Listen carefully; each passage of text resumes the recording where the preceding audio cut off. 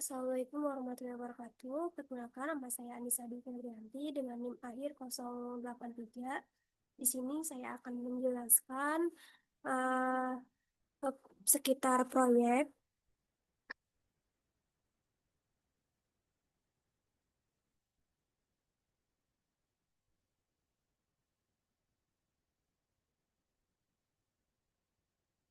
Assalamualaikum warahmatullahi wabarakatuh. Perkenalkan, nama saya Anissa Dwi Febrianti dengan NIM akhir 083. Saya di sini akan menjelaskan proyek statistika penelitian pendidikan. Eh, Tugasnya itu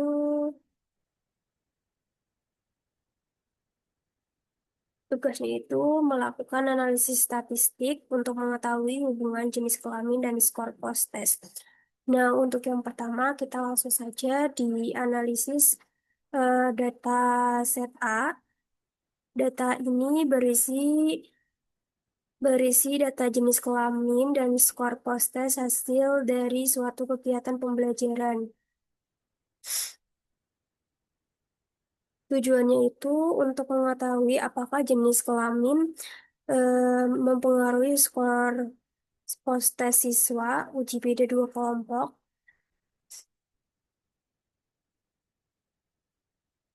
Yang pertama, untuk langkah-langkahnya itu, yang pertama adalah cek normalitas data. Langkahnya itu klik tab, kemudian analisis, pilih menu explore, ini ya, pilih menu, terus deskriptif, kemudian eh, masukkan skor post-test. Ya, masukkan skor post-testnya pada bagian variabel. Klik statistik.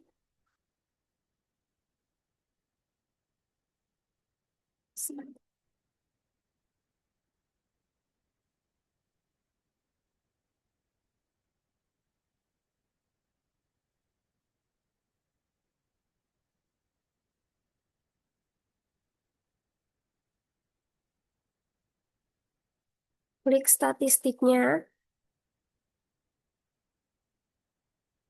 kemudian centang Shapiro Wheel, centang Scalars. Perkenalkan, nama saya Anissa Dwi Febrianti dengan NIM akhir 083. Di sini saya akan memaparkan tugas proyek. Tugas proyek melakukan analisis statistik untuk mengetahui hubungan jenis kelamin dan skor post-test. Di sini saya langsung saja eh, langkah-langkah analisis dataset A. Tujuannya itu untuk mengetahui apakah jenis kelamin mempengaruhi skor post-test siswa uji beda dua kelompok. Cek normalitas data. Langkahnya itu klik analisis, kemudian pilih menu Explore.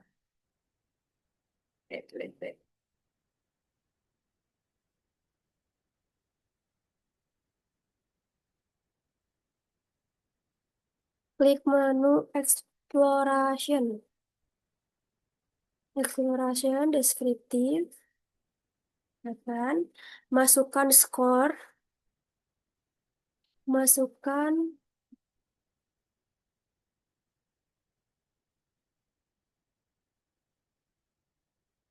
masukkan skor post-test bagian variabel.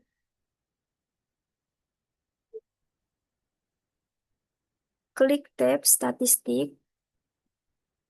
Pada bagian ini itu yang dicentang simple sis and missing, median, rata-rata, kemudian dispersionnya itu ada nilai minimum, maksimum, ya. Kemudian tujuannya itu untuk mengetahui apakah short post-test berdistribusi normal. Kalau p-value-nya itu s- short will kurang dari 0,05, maka data tidak normal. Kemudian hasil uji normalitas data set A Sapiro Wilwe 0,9 0,9 0,961, kemudian PFL-nya itu 0,178, 0,178. Interpretasinya itu karena P-value-nya itu 0,178,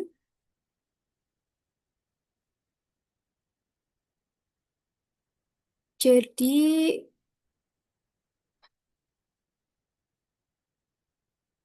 ini ya, Sapiro P-nya itu 0,178, lebih besar dari 0,5, maka data terdistribusi normal. Kemudian saya menggunakan uji statistik parametrik yaitu independent sample T. Ini ya, T-test untuk membandingkan skor post-test laki-laki dan perempuan. Langkah selanjutnya itu uji independent sample T-test. Seperti biasa, melakukan analisis, kemudian ke T-test, kemudian independent sample T-test. Ini ya. Langkah selanjutnya itu masukkan skor post-test ke dalam dependent variable. Kemudian jenis kelamin dimasukkan ke grouping variable. Langkah selanjutnya itu centang pada deskripsi, deskripsi median, ini ya, median, kemudian efek size-nya dicentang, kemudian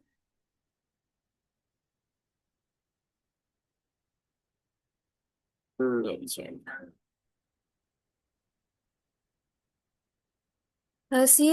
Pada pemaparan di sini, hasil uji t-test dataset A, statistiknya itu 3,25, F-nya itu di angka 0,166. Jadi p-value-nya itu lebih besar dari 0,05. Hasil menunjukkan bahwasannya statistiknya 3,25 cukup besar. Kemudian, jika p-value-nya lebih besar dari 0,05, berarti tidak ada perbedaan signifikan. Selanjutnya, cetak hasil akhirnya nilai T 3,5, p-value-nya itu 0,686,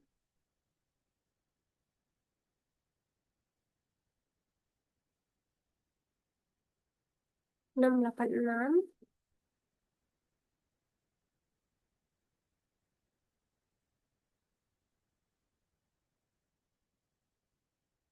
Kemudian, jika P lebih besar dari 0,5, berarti tidak ada perbedaan signifikan. Keputusan terima H0. Seperti ini. Ini untuk datanya, jenis dan poster analisis.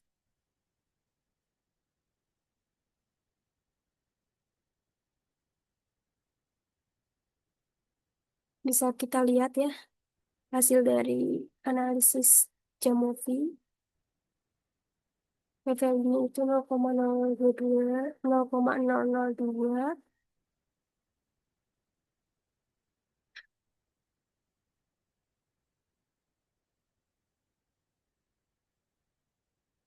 Jadi nilai mediannya itu 62, rata-ratanya 62,6, nilai minimumnya 40, maksimumnya 86.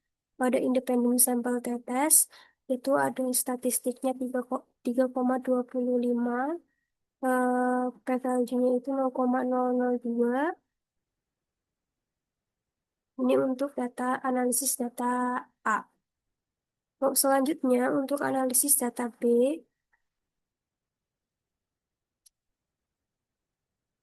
tujuan dari sini itu mengetahui apakah jenis kelamin mempengaruhi skor post-test dengan adanya outline di dalam data. Data set B ini itu dari data set A ditambah dua outline laki-laki, laki-laki lima lima skors 5 ditambah dua outline perempuan, skornya itu 100. Ini ya, perempuannya itu 100. Langkah-langkah untuk menganalisis di Jamovi ini itu buka data set data B. Ini ya seperti biasa open menu yang baru. Kemudian memasukkan seperti data yang ada di sini. Namanya data set underscore B Anissa. Klik menu Open di PC, pastikan kolom jenis, kelamin, dan skor post-test terbaca. Ini ya, jenis kelamin, skor post-testnya. Cek statistik.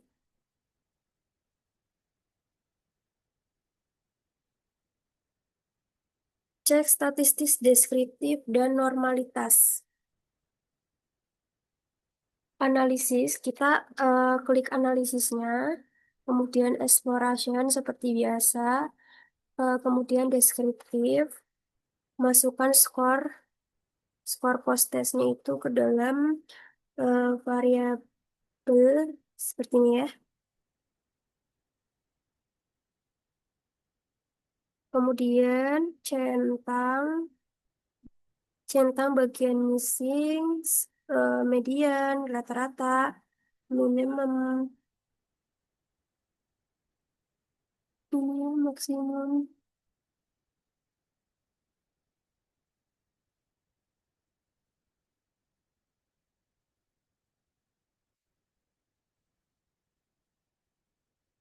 Sapiro Will B-nya itu terdapat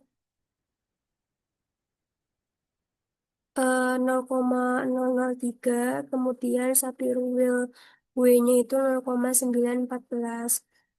Untuk interpretasinya itu karena p-value-nya itu adalah 0,003, jadi kurang dari sama dengan 0,05, maka data tidak berdistribusi normal, sehingga uji t-test tidak boleh digunakan. Eh, Selanjutnya, gunakan uji non-parametric mean with new. Jadi, kesimpulannya, dataset B saya ini berisi sama ya, seperti dataset A, dan namun ditambahkan 4 outline. Setelah diuji, data tidak berdistribusi normal. P-nya itu 0,003, sehingga seharusnya digunakan uji Manowitz U, namun karena keterbatasan model di Jamovi saya tetap menggunakan uji T, ini ya, uji T. Untuk ilustrasi hasilnya menunjukkan P 0,82 eh, 8823, artinya tidak ada perbedaan signifikan antara skor post-test siswa laki-laki dan perempuan.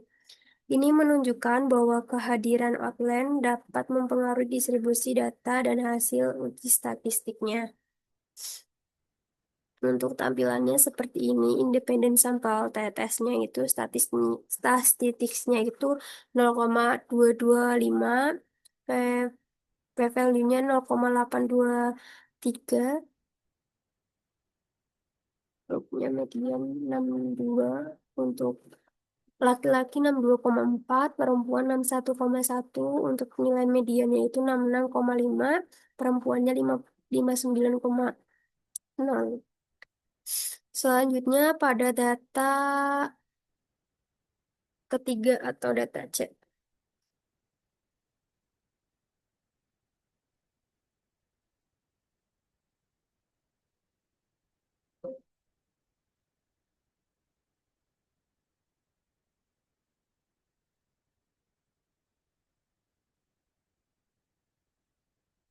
Data C.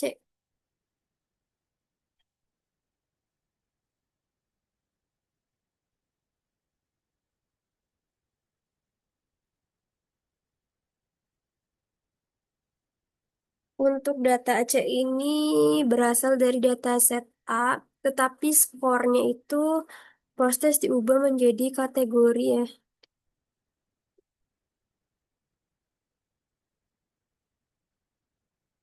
menjadi kategori nilai rendahnya itu kurang dari 50, sedangkan nilai sedangnya itu nilainya 50 sampai 75, untuk tingginya lebih lebih dari 75. Untuk variabelnya itu ya, jenis kelamin, kategori. Tujuan analisisnya itu untuk mengetahui apakah ada hubungan antara jenis kelamin dan kategori skor post-test.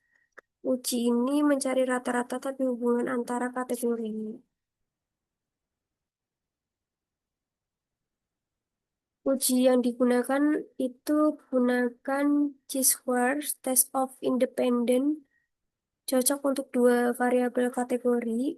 Untuk langkah Jamovi-nya itu sendiri itu seperti biasa, sama seperti data set A dan data set B. Kita buka pada bagian eh, open, terus unggah data seperti di seperti yang saya sudah share, data set C A underscore Anis. Kemudian pastikan hanya dua kolom, jenis laki-laki dan kategori. Nah, di sini sudah. Yang kedua itu menu analisis. Seperti biasa, kita klik analisisnya. Klik tab analisis, kemudian frequency, kemudian ada cross tabs.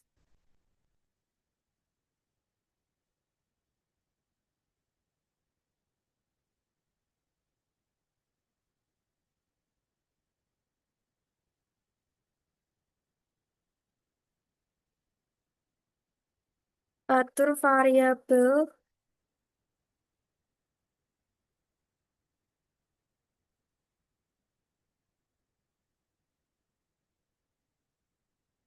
seperti ini ya.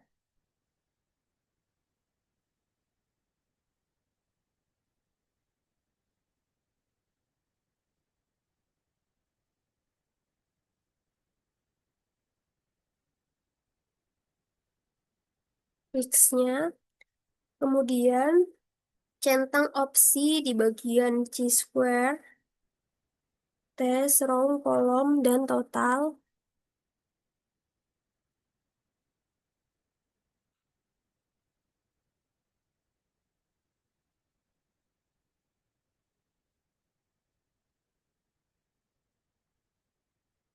Pada hasilnya itu Chi-square X pangkat 2, X pangkat 2-nya itu 5,40. Ini ya, value 5,40. Kemudian p-value-nya itu 0,067. Interpretasinya itu bahwasannya p-value-nya 0,067, lebih besar 0,05, maka X tidak signifikan. Tidak ada hubungan yang signifikan antara jenis kelamin dan kategori skornya. Artinya kategori skor proses siswa tidak dipengaruhi oleh jenis eh, kelamin secara statistik.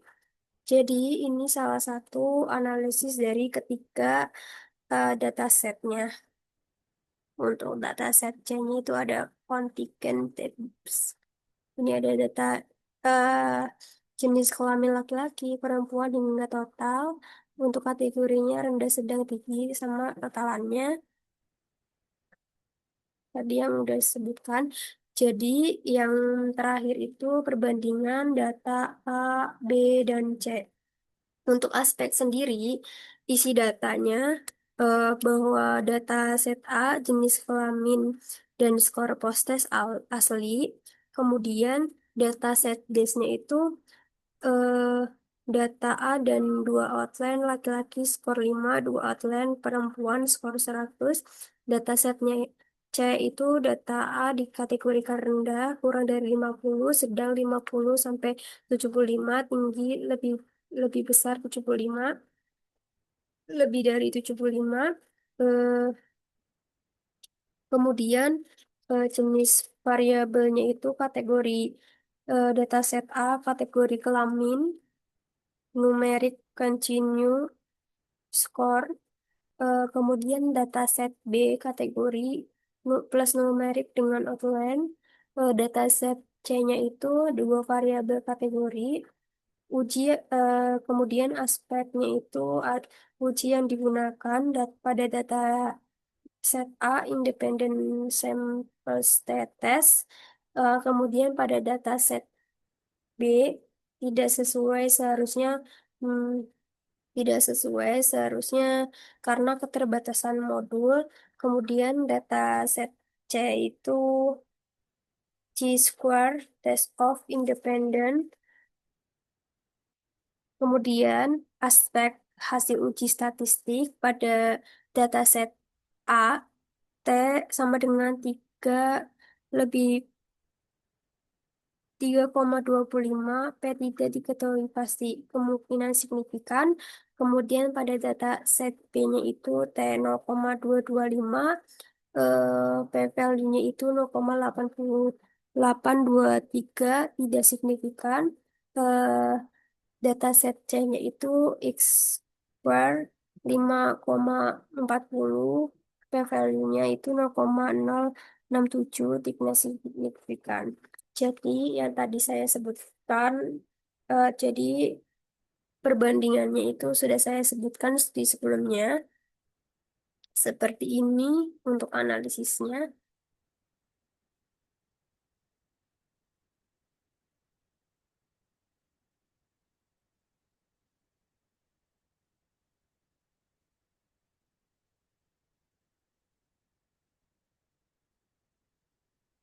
Sekian presentasi dari saya, kurang lebihnya mohon maaf. Wassalamualaikum warahmatullahi wabarakatuh.